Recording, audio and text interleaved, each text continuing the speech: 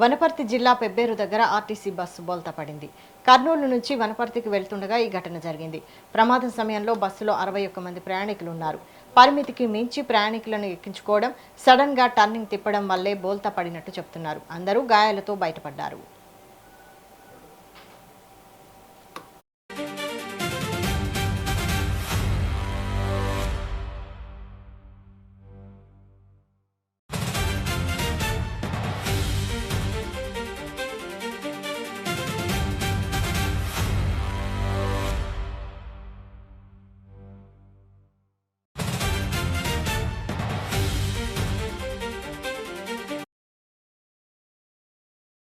ఇరవై దాటిన తర్వాత బస్సు ఏదో ఓవర్టేక్ చేయడానికి చెప్పేసి లెఫ్ట్ సైడ్ నుంచి రైట్ కట్ చేసినారు.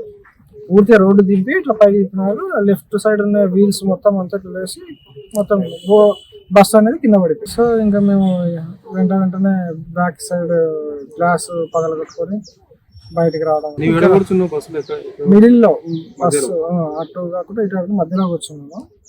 ఇంకా నా పక్కన ఉన్న వాళ్ళని కూడా కొంచెం లేపేసి తర్వాత నేను బయటకు వచ్చేసాను. బస్సులో ప్యాసింజర్ ఫుల్ ఉన్నారండి, నిలబడుకుని వచ్చారు ప్యాసింజర్.